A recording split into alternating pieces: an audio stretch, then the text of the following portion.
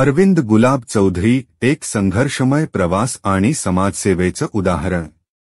धरणगावच्या साध्या आणि सर्वसामान्य कुटुंबात जन्मलेले अरविंद गुलाब चौधरी हे व्यक्तिमत्व खऱ्या अर्थाने संघर्षाचं आणि समाजसेवेचं उदाहरण आहे।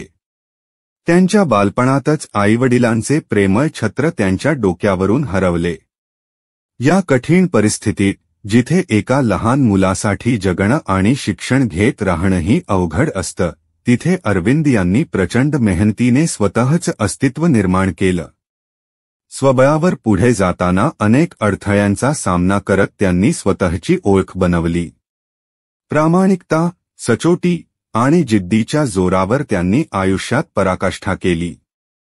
अरविंदजींचं साधं आणि हसमुख व्यक्तिमत्व सर्वांनाच आपलंस वाटतं। त्यांच्या नम्र आणि प्रसन्न स्वभावामुळे ते समाजात आदराने पाहिले जातात। कोरोना महामारीच्या काळात जेव्हा प्रत्येक जण संकटात होता, त्यावेळी अरविंद चौधरी यांनी समाजसेवेत स्वतःला झोकून दिलं। नगराध्यक्ष निलेश भाऊ चौधरी यांच्या सोबत त्यांनी कोविड सेंटरवर कार्य करत अनेक गरजू लोकांपर्यंत मदत पोहोचवण्याचं मोलाचं काम केलं। लोकांना वेळेवर जेवण मिळवून देण्यासाठी त्यांनी अहोरात्र मेहनत घेतली। त्यांच्या या सेवाभावी वृत्तीमुळे कित्येकांचे प्राण वाचले। त्यांचा हा निस्वार्थी प्रयत्न आजही समाजाच्या स्मरणात आहे। अरविंदजींनी जेव्हा समाजासाठी आपली उभारी दाखवली, तेव्हा त्यांनी कोणताही प्रचार केला नाही, ना कधी त्याची प्रसिद्धीची अपेक्षा केली।